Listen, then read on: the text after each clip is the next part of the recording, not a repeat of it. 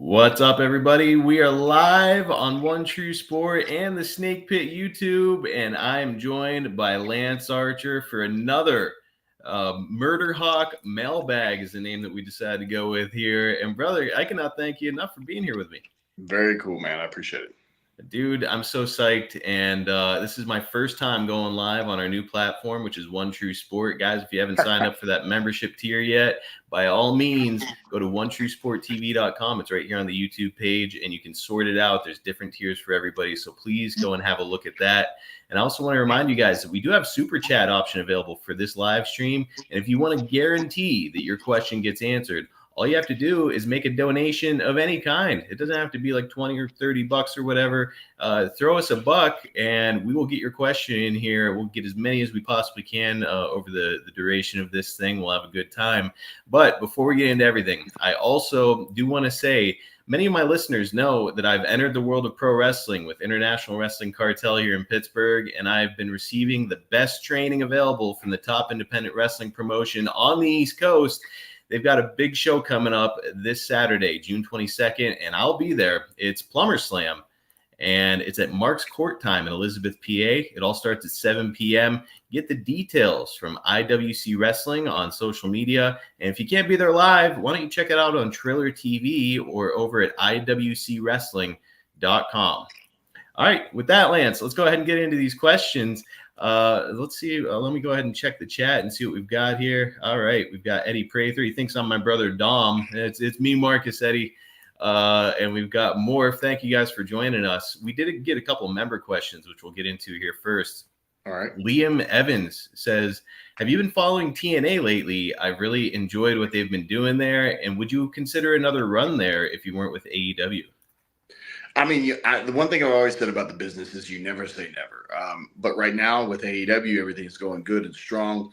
You know, I think everybody kind of keeps up with everything that's going on in the business. And I have friends that are there, old tag partners. Brian Myers and I had a little bit of a history way back in the day with the WWE when we were the unofficial gate crashers.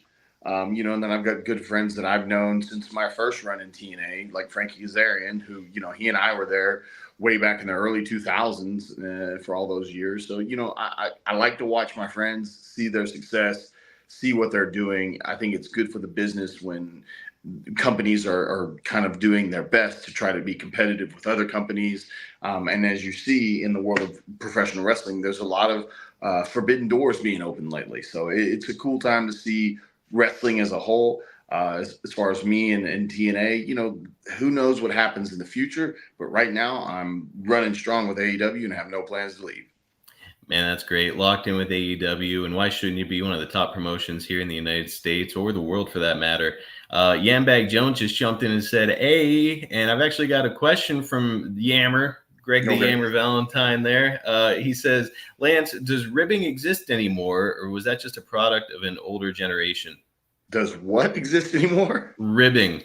I think it does. I think it's obviously it's probably calmed down a lot in comparison to what it was. You know, you hear the stories of some of the shenanigans that happened back in the day. I think, you know, with just the way the world has become, the constant threat of social media at every waking second of life, a lot of the ribs from back in the day are just things that could never happen today without like immediate consequences.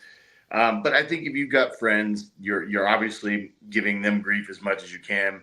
You know who can take what, and you kind of rib them accordingly. You know, I mean, I've done stuff like if I've got friends that are champions and they put their belt on, and like right before they're going out the curtain or whatever, you know, I'll try to unsnap it so it falls off of them. You know, just simple little things like that. And that's nothing. That's so easy, but that's just between friends, you know. But I like I said, I don't think some of the horror stories you hear about some of the ribs that happened in the past really ever happen anymore, because like I said, the immediate consequences of those things are just, you know, beyond detrimental to somebody's career these days. Yes, I think that the world has changed for the better in that way. You know, you hear about people getting H-bombed and then having an eyebrow shaved off. Lance, what would the see, that's not so bad. That's kind of funny, you know. And some people put themselves in positions and they H-bomb themselves with whatever they choose to partake in. And personally, I think if you get that messed up, especially if it's your own choice, sometimes you deserve an eyebrow being shaved off. That's a unique perspective. Not what I was expecting. What would the receipt be though if you had an eyebrow shaved off by somebody? Uh, it would depend on who it was, and I would definitely try to come up with something extremely creative in that moment. I think I'm one of the people that, like, especially if it was a friend of mine, and I put myself in the position for that to be allowed to happen. I would laugh about it because I would think it's hilarious that they were brave enough to do so. Because there's a lot worse things that could happen than losing an eyebrow that's going to grow back. But yeah, if a friend did it to me, oh man, I'm bringing the thunder with my return. Eddie Prather hit the super chat. And a reminder, anybody can hit the super chat if you're just getting in here. If you do hit the super chat, it's a guarantee we'll get to your question. Eddie asked, Lance, any good Jimmy Rave stories? You know, Jimmy and I, we were cool with wrestling. I think the team worked. It was fun, especially kind of once we just said screw it and donned, the crazy, me with the slash look and him with the kind of glam rock look and whatnot. But, he and I, we shared rooms a few times because back in the early TNA days, there wasn't a lot of money coming our way. So we used to split rooms as much as we could and things like that. But there was never, anything specific, no real good stories. He was always a good dude. We did a lot of house shows and stuff like that together, and then we'd pack 6 or 7 guys in a minivan, and so it wasn't, other than stupid stories in a smelly minivan, you didn't have many like cool things, I guess, because I just wasn't one of his best buddies. I didn't like hang out with him beyond the wrestling capacity. So, I don't have any good or bad stories about him. I just know that he was always to me a good dude. Before a lot of his demons took over. And, he's an amazing wrestler, one of the smoothest in the ring that I ever saw. The team, it worked, and it was unfortunate that TNA never capitalized on it the way they should have. Man, the Rock and Rave infection, it was a cool name. And if I remember right, last episode, you said it was you that came up with the name?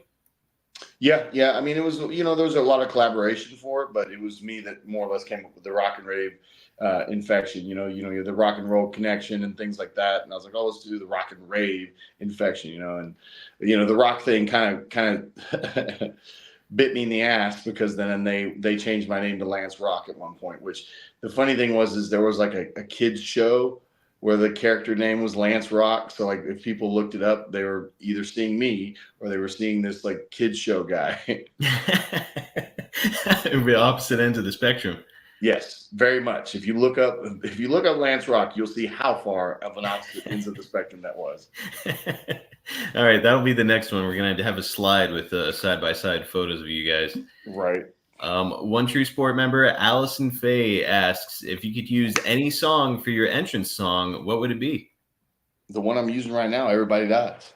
All right, you wouldn't change. Like if you could pick any song from any era, any musician. Oh man, that's with the current character, the Murderhawk monster. There's old. Was it Disturbed? Bodies Hit the Floor, or was that? I think it was Disturbed. Well, or Drowning Pool. Drowning Pool. Yes, Drowning Pool's Bodies Hit the Floor, and that was always a good one. Or I mean, a lot of times on the independent scene before I got the song that I use now, Everybody Dies.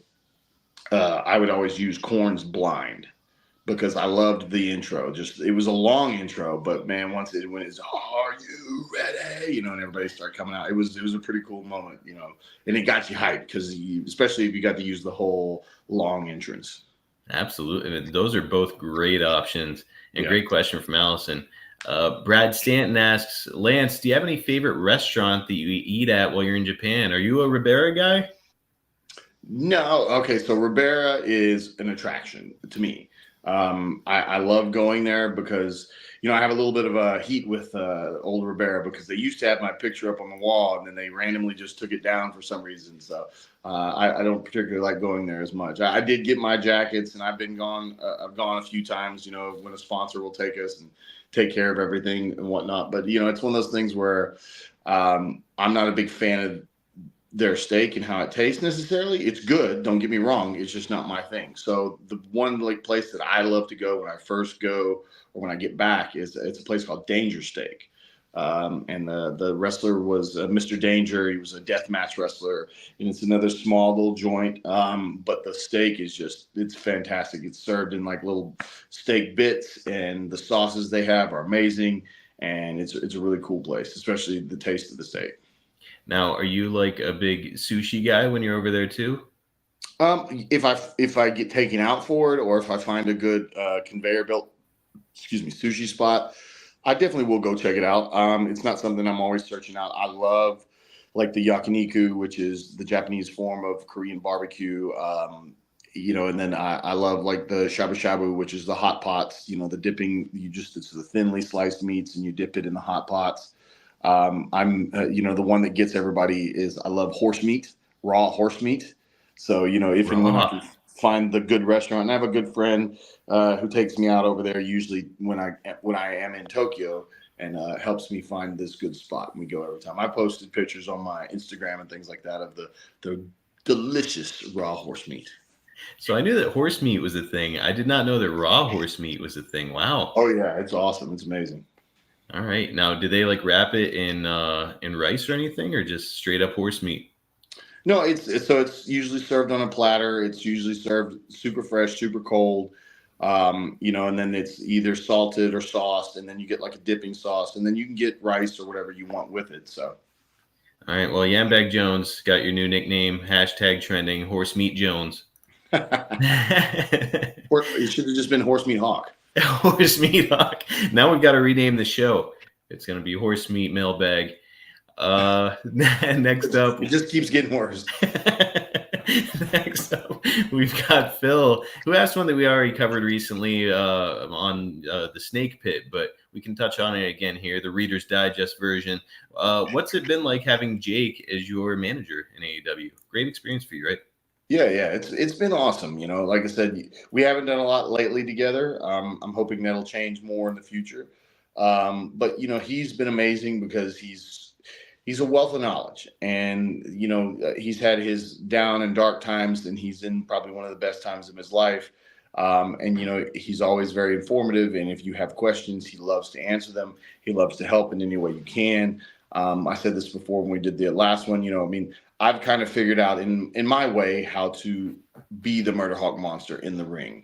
But the one thing that he helped me out the most when I was getting chances to speak was giving a voice to the Murderhawk monster, which is essential in Western wrestling, American wrestling, TV wrestling. In Japan, we had the luxury of just it was all about the sport. It was all about the action. We did backstage interviews, but they were short and quick, and just yelled and screamed, and everybody's going to die. And then I disappeared, and it was vaguely translated for their YouTube channel or whatever. But like I said, in the States, it's more essential to speak. I'm not given a lot of chances to speak, but when I do get those chances, Jake has helped me out tremendously in giving that voice again to the Murderhawk monster. I always thought it was cool that it seemed like you and Jake were really kind of splitting time during the promos. Like Jake is known as a promo guy, but he's not there to get Jake over. He's there to help you get over. And it's cool to see that there was a good split. Was that something that was planned by AEW, or was Jake saying, "Hey, I'll say this," and then you take it, or how would that go?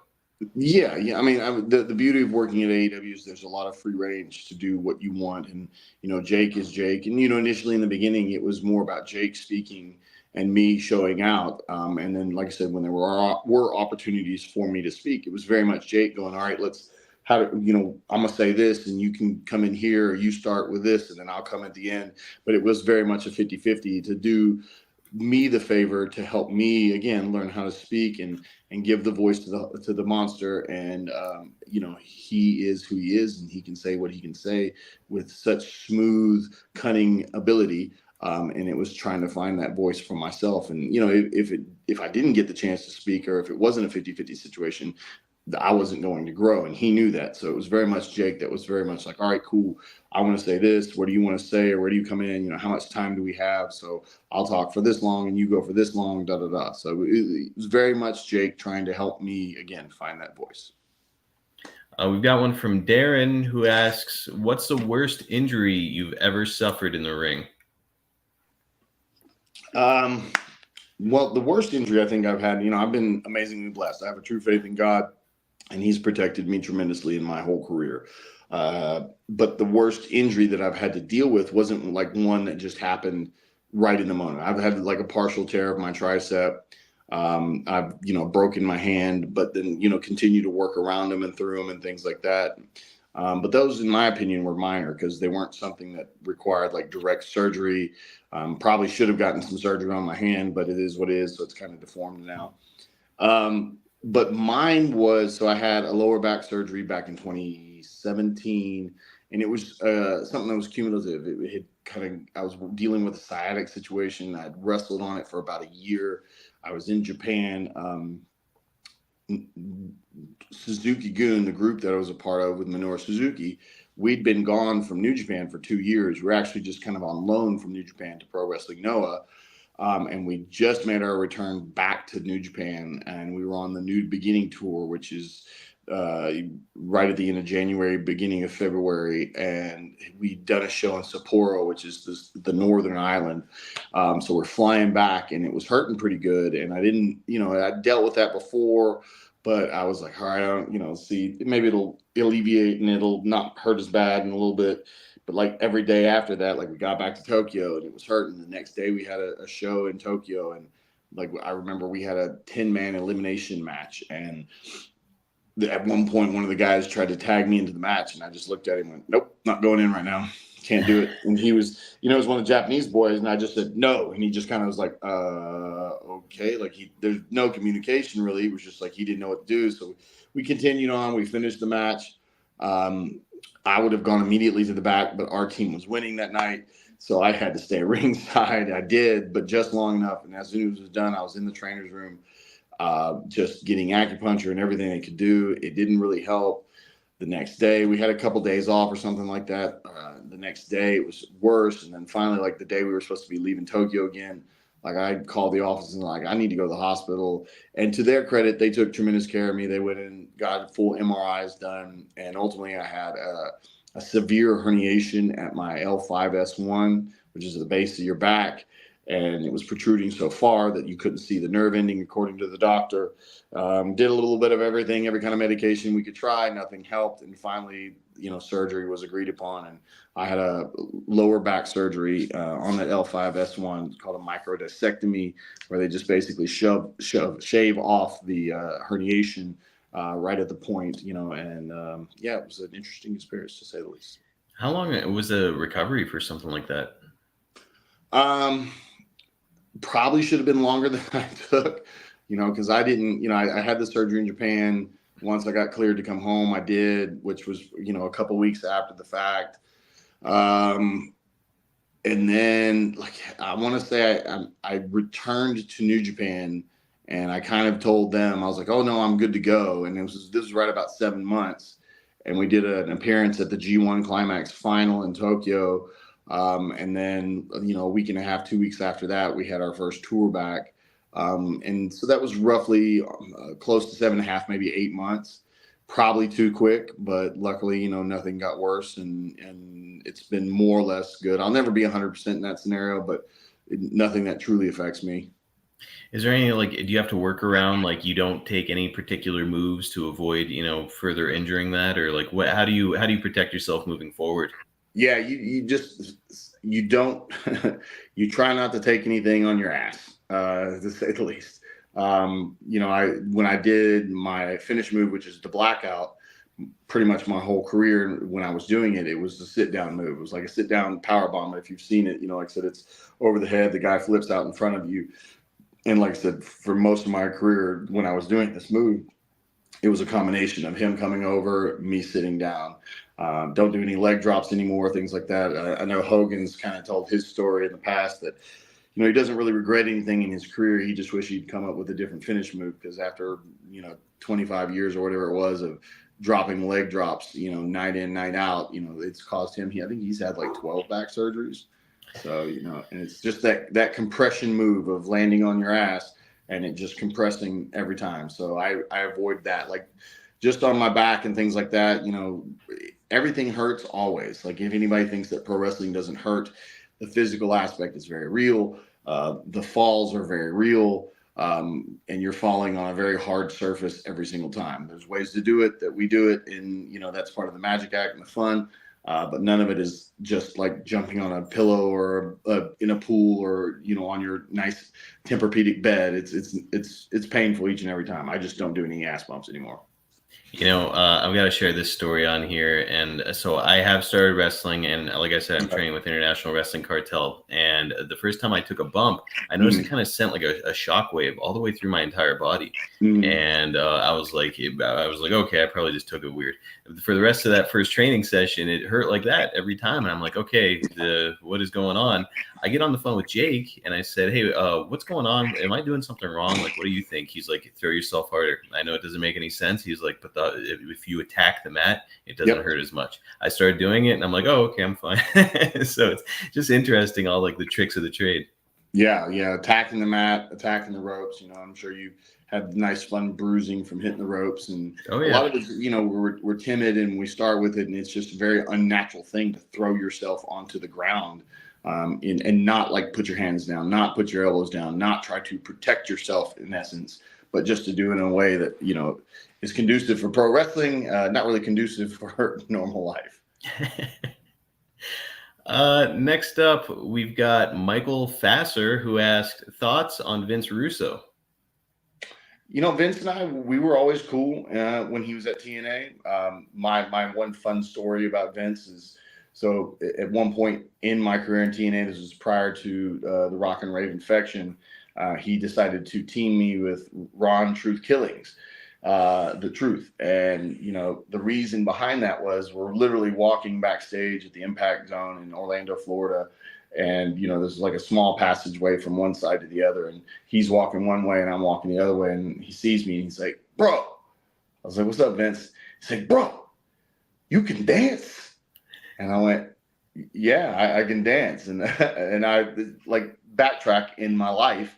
I was the witch doctor at a club called the Voodoo Room in Austin, Texas. And my job on Saturdays, like I was a bouncer most of the week. And then on Saturdays, I like got painted up and dressed up and had my own stage, and I danced all night long. I was part of the entertainment. I was part of the show for this club. And so yeah, anyway, some people had found out, seen that me dancing, because I guess we'd gone out as a group. And then, like I said, Vince in the hallway, bro, you can dance? I was like, yeah, I can dance. He's like, bro, you gotta dance. And so I randomly had it was a pre-show match against Bobby Roode. And this is it was one of the pay-per-view first, on the road pay-per-views that we did. And Bobby and I had this match. Bobby beats me. It was debuted that night that Tracy Brooks was his new manager, because they've been building up to who his new manager was going to be, and so he's beating me up after the match. She's slapping me. And then here comes Ron the Truth Killings, who comes and clears the ring and, gets Bobby out. Then he helps me up. And then after getting beat up, I decided to get up and start dancing with Ron the Truth Killings. There's a fun clip out there if people want to go see on YouTube, I think. And it was like the Ron Truth Killings TNA Christmas Bash or something like that. And he's coming out doing his rap and he's dancing, he's throwing foam things. I think Petey Williams might have been out there with us. There's just me in the ring, my big ass with my Gin Coke jeans on and dancing my butt off. All right, we got to find this clip. Yeah, have fun play it for that one. Play for the live crowd here next time around. All right, next up, Kev Guillotine, if that is your real name, has an interesting question. Could you have beat up Sid both in the ring and on the softball field? In the ring, absolutely. Softball field, hell no. He's like a softball pro, dude. No way. I know. You and Sid back in the day would have made a hell of a rivalry. Aside from Sting, all time, is there anybody you would have loved to have worked with? I mean, with my history in Japan, like the Bruiser Brodies, Vader, Stan Hansen, guys like that, I think, if I'd had a chance in their heyday to work with them, I think my style would have worked well with them. Man, can't go wrong with a guy like Bruiser Brody. And just imagining you two throwing down in Japan, holy smokes, that would be something. Peter asks, any fans ever try to test you outside of the ring? Not yet. Not yet. Feels like I it'd be think, dumb. it's a fun experience, outside the ring and even inside the ring. I haven't had that test yet. And, I'd like to say that there's most men in this business I could whoop their ass, and there's a lot of men now that probably could whoop my ass. But the one thing that you're going to have to deal with is if I get to hit you one time, you're going to regret it, and that's what I always say. So I think it's that threat of maybe there are some guys that have actual badasses, have true traditional training, can go in there and whether it's MMA style, jiu-jitsu, whatever, striking, kickboxing, all that stuff, they could probably whoop my ass in a real fight. But the threat of me actually punching them in the face exists, and therefore that's why nobody wants to test that. Because again, if I hit you, it's going to hurt. So nobody's tested you in the ring either? You've never had to throw a receipt? No. I mean, I'm pretty sure people have gone off on me a little bit, but I'd like to believe I'm a tough son of a bitch, and I know when I've screwed up, and I can take what I got to take, and as long as you don't break anything, and I can use my arms and my leg, then if I feel like I deserve it, I'm okay with it. Chris Newcomb has got one. What's the most hardcore thing you've ever done, and have you ever refused to do anything? Most hardcore thing I've ever done? Oh, man, I mean, I've had those Texas death matches. Those weren't like insane, like light bulbs and craziness like that. But for me, those were pretty hardcore and out there. There's only one time that I didn't straight up refuse to do it, but I was asked whether I wanted to do something or not. And this was early time in TNA. And like, it's one of those weird stories where my side of the story is, so basically I got called. I was asked if I would blade. And I said, is this a choice, or is this, something I'm being told to do? And they're like, no. We want you to be completely comfortable. If you're just not comfortable doing it, then, it's completely your choice, no hard feelings either way. And I said, well, if it truly is my choice, and I, at that point, had never actually done it before. And I was just like, then, if I'm being given a choice, then no, I would prefer not to do it. And I even expressed, I was like, but, if this is a make it or break it situation, if this is okay, if you say no, then, basically everything ends, then it's one of those things where I was like, I will do what I got to do, in the business. And at the time it was told to me, no, it's completely your choice. They just want to see, where your comfort level was. And if, you're not comfortable with it, we totally understand. Everything's cool. Okay, great. Moving forward, what I had originally been told was going to be a series of matches with Abyss at the time. And I show up for the match, which I thought was supposed to be the first of several in a feud. Ended up being a one and done. And, nobody ever expressed. They were like, no, everything's cool. It's just going a different direction with him, blah, blah, blah.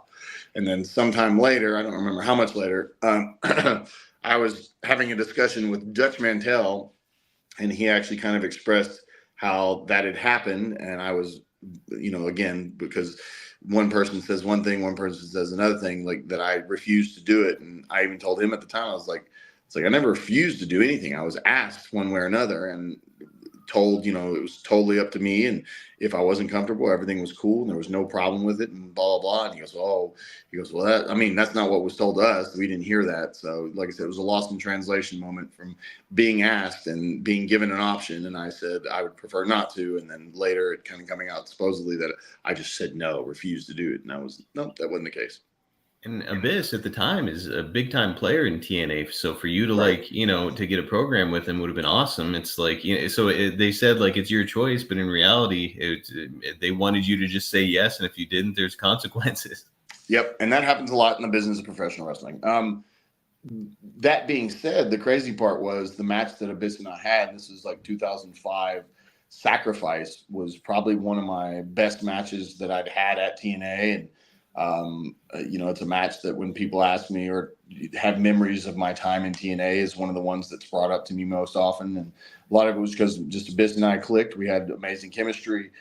He was the monster he was, and the Hoyt Maniacs were alive and well at the time in TNA. And one of the coolest moments was back when I still could. I don't know. Maybe I still could. I just haven't tried in a long time. I did a springboard Van Terminator from one side of the ring to the other, into a chair, into his face. And wow. I always say that's one of my coolest memories there, because I stopped for 2 seconds and saw everybody in the impact zone stand up and like recognized it. And it was one of those like, all right, either I hit this and this is a great moment, or I don't, and I'm the joke of everything. And it came off without a hitch and nailed it. So it was pretty cool. So now, could we see modern day Lance Archer give that a shot, or with the back situation, not so much? No, the back doesn't limit me on that. I think it's just time. The last time I've done a springboard probably was, oh gosh, I can't even tell you the last time I did an actual springboard. That would be a hell of a sight, a man your size doing that. I gotta go find this clip. It's there. Matt T's got one. He says, "Did your long red and white braids ever get caught in something during a match that caused an issue?" No, not yet. Luckily, they've never.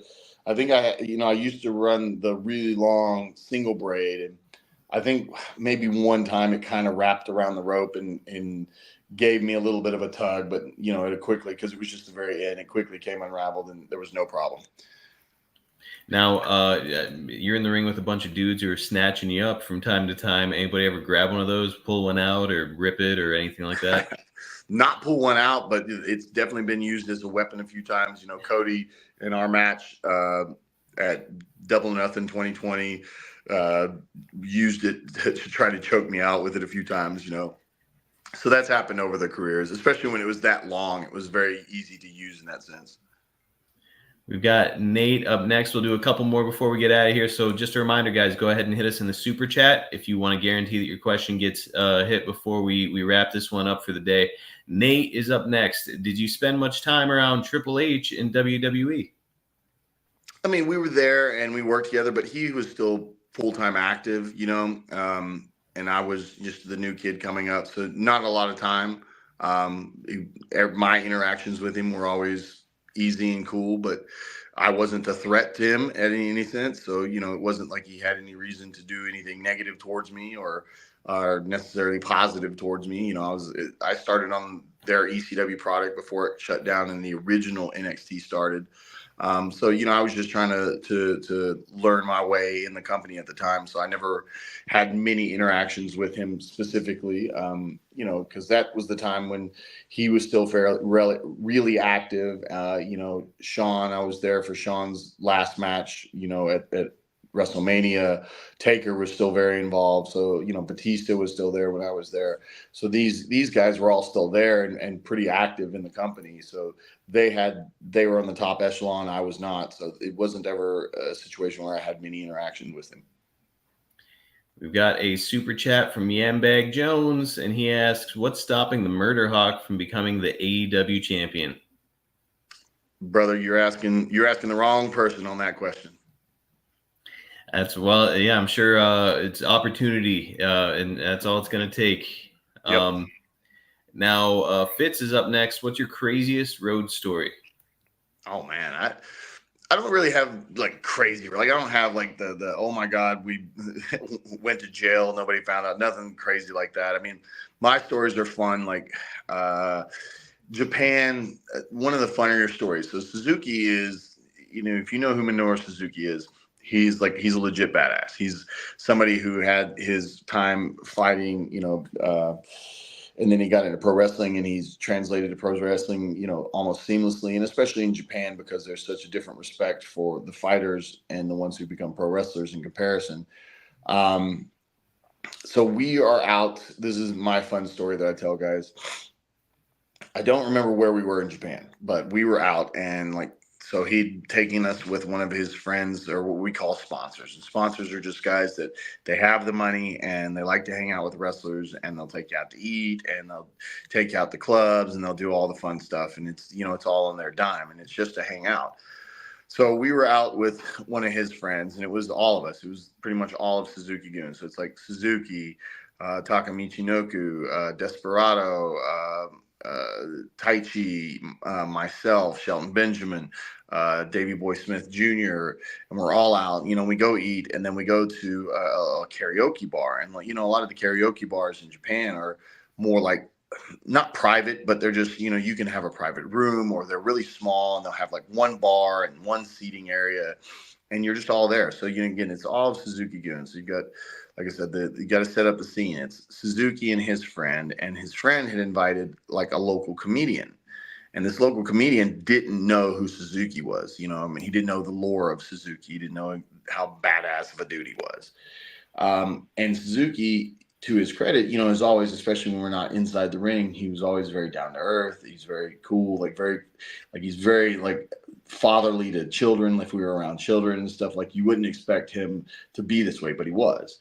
But anyway, so it's like Suzuki, it's his friend, the comedian friend of his friend, Taka, Taichi, Desperado, they're all kind of sitting next together. Me and Shelton are sitting next together, and then Harry's down there on the other end with us.